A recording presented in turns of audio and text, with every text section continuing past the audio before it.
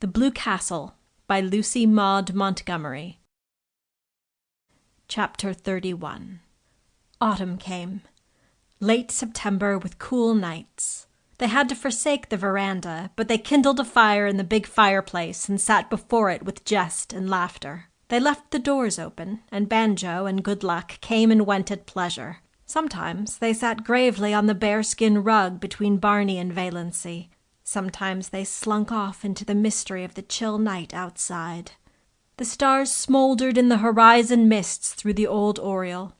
The haunting, persistent croon of the pine trees filled the air. The little waves began to make soft, sobbing splashes on the rocks below them in the rising winds. They needed no light but the firelight that sometimes leaped up and revealed them, sometimes shrouded them in shadow. When the night wind rose higher, Barney would shut the door and light a lamp and read to her poetry and essays and gorgeous dim chronicles of ancient wars. Barney never would read novels. He vowed they bored him. But sometimes she read them herself, curled up on the wolf skins, laughing aloud in peace. For Barney was not one of those aggravating people who could never hear you smiling audibly over something you've read without inquiring placidly, "What's the joke?" October, with a gorgeous pageant of color around Bestowis into which Valency plunged her soul. Never had she imagined anything so splendid. A great, tinted peace. Blue, wind-winnowed skies, sunlight sleeping in the glades of that fairyland. Long, dreamy purple days, padding idly in their canoe along shores and up the rivers of crimson and gold. A sleepy, red hunter's moon. Enchanted tempests that stripped the leaves from the trees and heaped them along the shores, flying shadows of clouds. What had all the smug, opulent lands out front to compare with this? November, with uncanny witchery in its changed trees, with murky red sunsets flaming in smoky crimson behind the westering hills.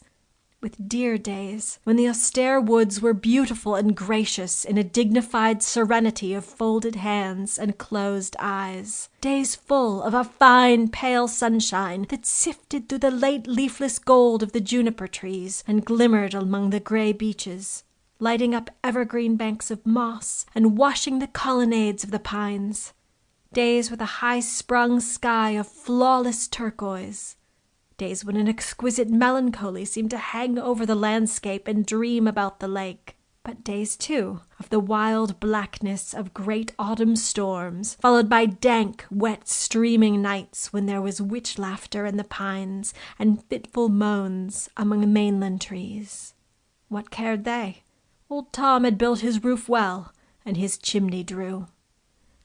Warm fire, books, comfort, safety from storm, our cats on the rug. Moonlight, said Barney, would you be any happier now if you had $1 million?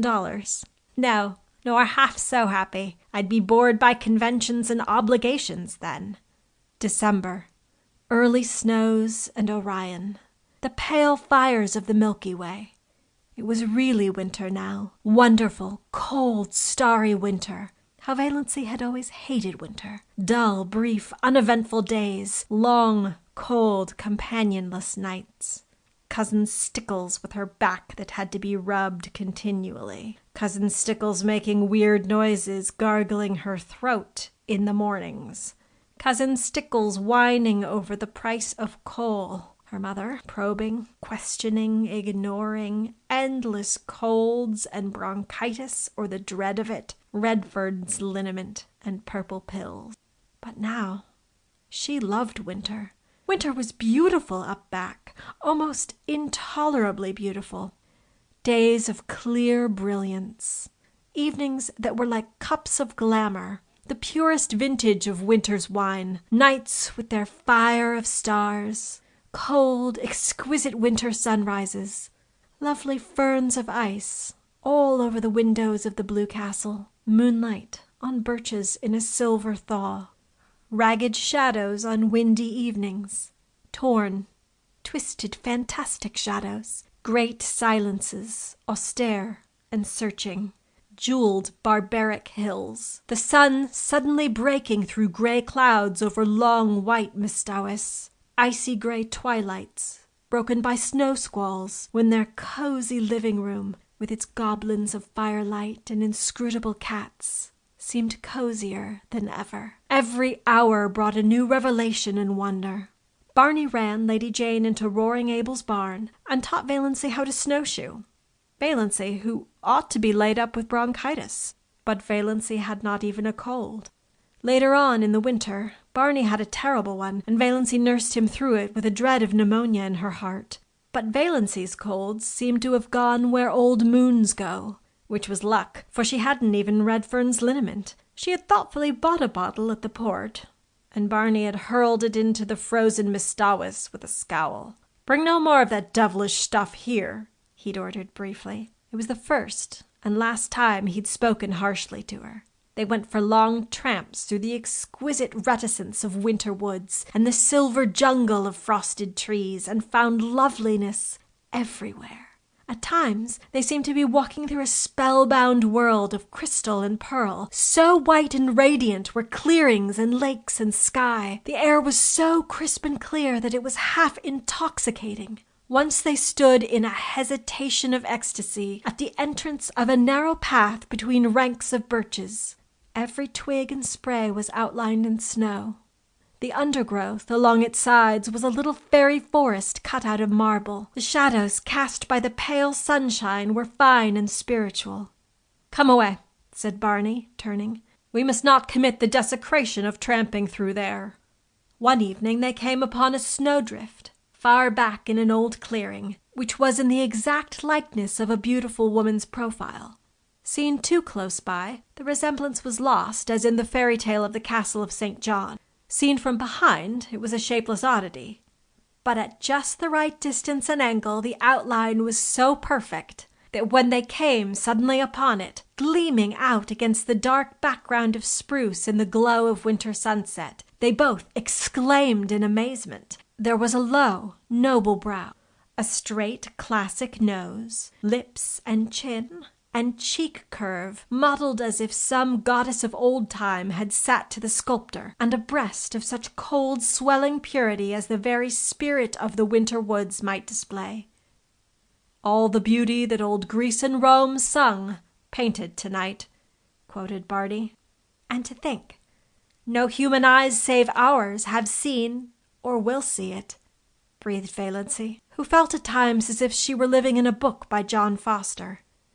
As she looked around her, she recalled some passages she'd marked in the new Foster book Barney had brought her from the port, with an adjuration not to expect him to read or listen to it. "All the timings of winter woods are extremely delicate and elusive," recalled Valency. "When the brief afternoon wanes and the sun just touches the tops of the hills, there seems to be all over the woods an abundance, not of color, but of the spirit of color. There is really nothing but pure white, after all, but one has the impression of fairy-like blendings of rose and violet, opal and heliotrope on the slopes, in the dingles and along the curves of the forest land. You feel sure the tint is there, but when you look at it directly, it's gone. From the corner of your eye, you're aware that it is lurking over yonder, in a spot where there was nothing but pale purity a moment ago. Only just when the sun is setting is there a fleeting moment of real color. Then the redness streams out over the snow and incarnadines the hills and rivers and smites the crest of the pines with flame.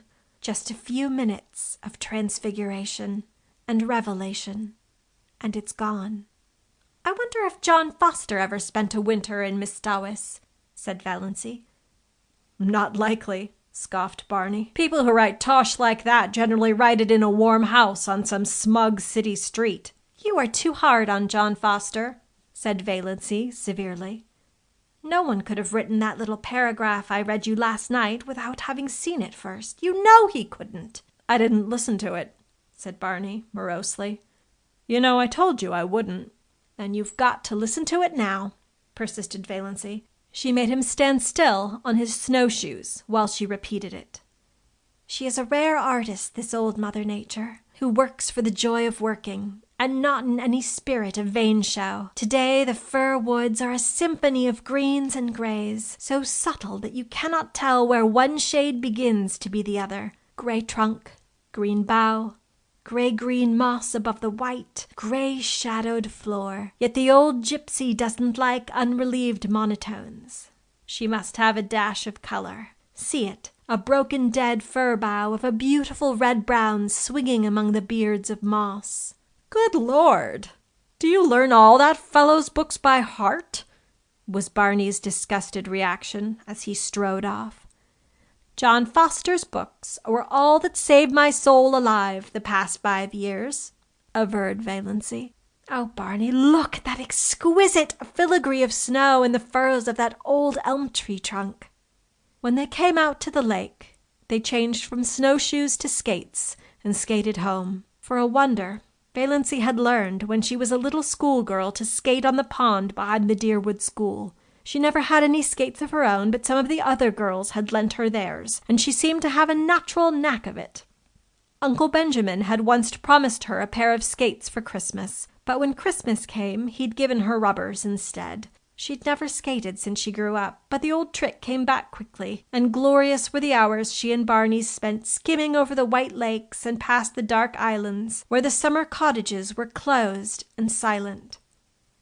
Tonight they flew down Mistawis before the wind in an exhilaration that crimsoned Valency's cheeks under her white tarn. And at the end was her dear little house on the island of pines, with a coating of snow on its roof sparkling in the moonlight. Its windows glinted impishly at her in the stray gleams. "Looks exactly like a picture book, doesn't it?" said Barney. They had a lovely Christmas. No rush, no scramble, no niggling attempts to make ends meet. No wild effort to remember whether she hadn't given the same kind of present to the same person 2 Christmases before. No mob of last-minute shoppers. No dreary family reunions, where she sat mute and unimportant. No attacks of nerves. They decorated the blue castle with pine boughs, and Valency made delightful little tinsel stars and hung them up amid the greenery. She cooked a dinner to which Barney did full justice, while Good Luck and Banjo picked the bones. "A land that can produce a goose like that is an admirable land," vowed Barney. "Canada forever." And they drank to the Union Jack a bottle of dandelion wine that Cousin Georgiana had given Valency, along with the bedspread. "One never knows," Cousin Georgiana had said solemnly, "when one may need a little stimulant." Barney had asked Valency what she wanted for a Christmas present. "Something frivolous and unnecessary," said Valency, who had got a pair of galoshes last Christmas and 2 long-sleeved woolen undervests the year before. And so on back. To her delight, Barney gave her a necklace of pearl beads. Valency had wanted a string of milky pearl beads, like congealed moonshine, all her life, and these were so pretty. All that worried her was that they were really too good. They must have cost a great deal, $15 at least. Could Barney afford that? She didn't know a thing about his finances. She'd refused to let him buy any of her clothes. She had enough for that, she told him, as long as she would need clothes. In a round black jar in the chimney-piece, Barney put money for their household expenses. Always enough. The jar was never empty, though Valency never caught him replenishing it. He couldn't have much, of course, and that necklace... But Valency tossed care aside. She would wear it and enjoy it. It was the first pretty thing she had ever had. End of chapter 31. Chapter 32. New Year. The old, shabby, inglorious, outlived calendar came down. The new one went up. January was a month of storms. It snowed for 3 weeks on end. The thermometer went miles below zero and stayed there. But as Barney and Valency pointed out to each other, there were no mosquitoes, and the roar and crackle of their big fire drowned the howls of the north wind. Good Luck and Banjo waxed fat and developed resplendent coats of thick, silky fur. Nip and Tuck had gone. "But they'll come back in spring," promised Barney. There was no monotony. Sometimes they had dramatic little private spats that never even thought of becoming quarrels. Sometimes roaring Abel dropped in, for an evening or a whole day, with his old tartan cap and his long red beard coated with snow. He generally brought his fiddle and played for them, to the delight of all except Banjo, who would go temporarily insane and retreat under Valency's bed. Sometimes Abel and Barney talked while Valency made candy for them. Sometimes they sat and smoked in silence a la Tennyson and Carlyle until the Blue Castle reeked and Valency fled to the open. Sometimes they played checkers fiercely and silently the whole night through. Sometimes they all ate the russet apples Abel had brought, while the jolly old clock ticked the delightful minutes away. A plate of apples, an open fire, and a jolly good book are a fair substitute for heaven, vowed Barney. Anyone can have the streets of gold. Let's have another whack at Carmen. It was easier now for the Sterlings to believe Valency of the dead. Not even dim rumors of her having been over at the port came to trouble them, though she and Barney used to skate there occasionally to see a movie and eat hot dogs shamelessly at the corner stand afterwards. Presumably, none of the Sterlings ever thought about her, except Cousin Georgiana, who used to lie awake worrying about poor Doss. Did she have enough to eat? Was that dreadful creature good to her? Was she warm enough at nights? Valency was quite warm at nights. She used to wake up and revel silently in the coziness of those winter nights on that little island in the frozen lake. The nights of other winters had been so cold and long. Valency hated to wake up in them and think about the bleakness and emptiness of the day that had passed, and the bleakness and emptiness of the day that would come. Now she almost counted that night lost in which she didn't wake up and lie awake for half an hour just being happy, while Barney's regular breathing went on beside her, and through the open door the smoldering brands in the fireplace winked at her in the gloom. It was very nice to feel a little lucky cat jump up on your bed in the darkness and snuggle down at your feet purring, but Banjo would be sitting dourly by himself out in front of the fire like a brooding demon. At such moments, Banjo was anything but canny, but Valency loved his uncanniness. The side of the bed had to be right against the window. There was no other place for it in the tiny room. Valency, lying there, could look out of the window through the big pine boughs that actually touched it, away up Mystawis, white and lustrous as a pavement of pearl, or dark and terrible in the storm. Sometimes the pine boughs tapped against the panes with friendly signals. Sometimes she heard the little hissing whisper of snow against them right at her side. Some nights the whole outer world seemed given over to the empery of silence. Then came nights when there would be a majestic sweep of wind in the pines, nights of dear starlight when it whistled freakishly and joyously around the Blue Castle, brooding nights before storm, when it crept along the floor of the lake with a low, wailing cry of brooding and mystery. Valency wasted many perfectly good sleeping hours in these delightful communings, but she could sleep as long in the morning as she wanted to. Nobody cared.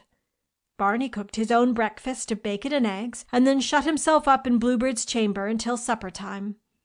Then they had an evening of reading and talk.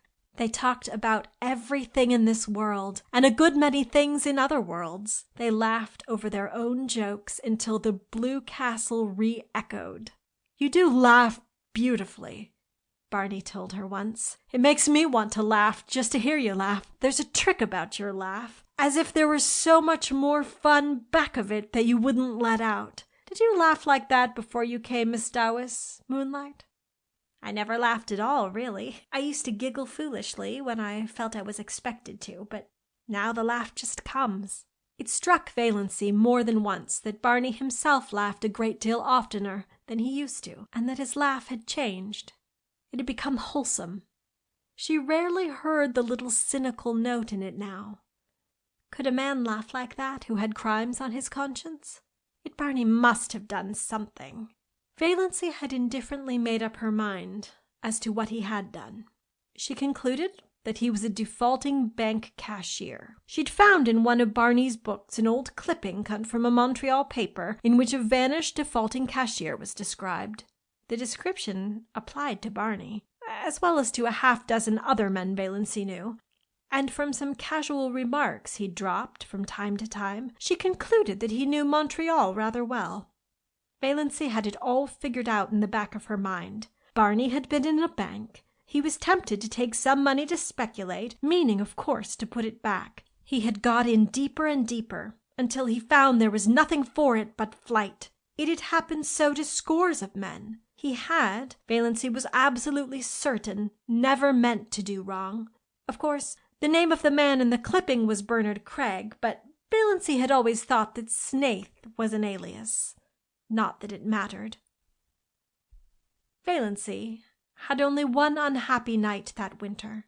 It came in late March, when most of the snow had gone and Nip and Tuck had returned. Barney had gone off in the afternoon for a long woodland tramp, saying he'd be back by dark if all went well. Soon after he had gone, it had begun to snow. The wind rose, and presently Mistawis was in the grip of one of the worst storms of the winter.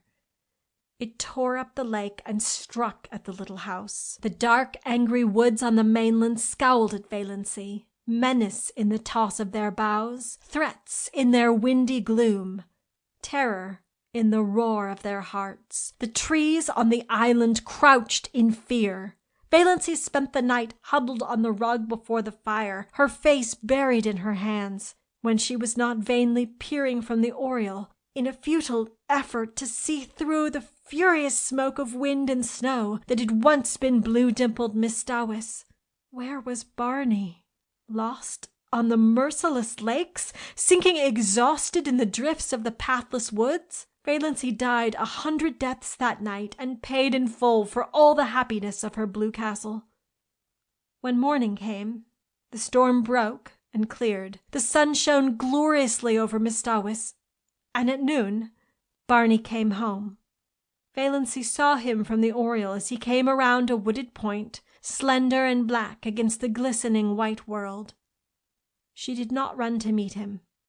Something happened to her knees, and she dropped down on Banjo's chair. Luckily, Banjo got out from under in time, his whiskers bristling with indignation. Barney found her there, her head buried in her hands. "Barney, I thought you were dead," she whispered. Barney hooted. "After 2 years of the Klondike, did you think a baby storm like this could get me? I spent the night in that old lumber shanty over by Muskoka. Bit cold, but snug enough. Little goose, your eyes look like burnt holes in a blanket. Did you sit up here all night worrying over an old woodsman like me?" "Yes," said Valency. "I couldn't help it. The storm seemed so wild. Anybody might have been lost in it. When I saw you come round the point, something happened to me. I don't know what. It was as if I had died and come back to life. I can't describe it any other way." End of chapter 32.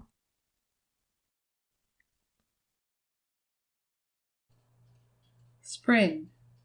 Mistawis, black and sullen for a week or two, then flaming in sapphire and turquoise, lilac and rose again, laughing through the oriel, caressing its amethyst islands, rippling under winds soft as silk. Frogs, little green wizards of swamp and pool, singing everywhere in the long twilights and long into the nights. Islands fairy-like in a green haze. The evanescent beauty of wild young trees in early leaf. Frost-like loveliness of the new foliage of juniper trees. The woods putting on a fashion of spring flowers, dainty, spiritual things akin to the soul of the wilderness. Red mist on the maples. Willows decked out with glossy silver pussies. All the forgotten violets of Mistawis blooming again, lure of April moons. Think how many thousands of springs have been here on Mistawis, and all of them beautiful, said Valency. Oh, Barney, look at that wild plum. I will. I must quote from John Foster. There's a passage in one of his books. I've reread it 100 times. He must have written it before a tree just like that. Behold the young wild plum tree, which has adorned herself after immemorial fashion in a wedding veil of fine lace. The fingers of wood pixies must have woven it, for nothing like it ever came from an earthly loom. I vow the tree is conscious of its loveliness. It is bridling before our very eyes, as if its beauty were not the most ephemeral thing in the woods, as it is the rarest and most exceeding, for today it is and tomorrow it is not. Every south wind purring through the boughs will winnow away in a shower of slender petals. But what matter? Today it is queen of the wild places, and it is always today in the woods. "I'm sure you feel much better since you've got that out of your system," said Barney heartlessly. "Here's a patch of dandelions," said Valancy, unsubdued. "Dandelions shouldn't grow in the woods, though. They haven't any sense of the fitness of things at all. They are too cheerful and self-satisfied. They haven't any of the mystery and reserve of the real wood flowers." "In short, they've no secrets," said Barney. "But wait a bit. The woods will have their own way, even with those obvious dandelions. In a little while all that obtrusive yellowness and complacency will be gone, and we'll find here misty, phantom-like globes hovering over those long grasses in full harmony with the traditions of the forest." "That sounds John Fosterish," teased Valancy. "What have I done that deserved a slam like that?" complained Barney. One of the earliest signs of spring was the renaissance of Lady Jane. Barney put her on roads that no other car would look at, and they went through deer wood in mud to the axles. They passed several Sterlings, who groaned and reflected that now spring was come and they would encounter that shameless pair everywhere. Valancy, prowling about Deerwood shops, met Uncle Benjamin on the street, but he did not realize until he had gone 2 blocks further on that the girl in the scarlet-collared blanket coat, with cheeks reddened in the sharp April air, and the fringe of black hair over laughing, slanted eyes, was Valancy. When he did realize it, Uncle Benjamin was indignant. What business had Valancy to look like a young girl? The way of the transgressor was hard. Had to be. Scriptural and proper. Yet Valancy's path couldn't be hard. She wouldn't look like that if it were. There was something wrong. It was almost enough to make a man turn modernist. Barney and Valancy clanged on to the port, so that it was dark when they went through Deerwood again. At her old home, Valancy, seized with a sudden impulse, got out, opened the little gate, and tiptoed around to the sitting-room window. There sat her mother and Cousin Stickles, drearily, grimly knitting, baffling and inhuman as ever. If they had looked the least bit lonesome, Valancy would have gone in. But they did not. Valancy would not disturb them for worlds. End of chapter 33, read by Nancy Cochran Gergen.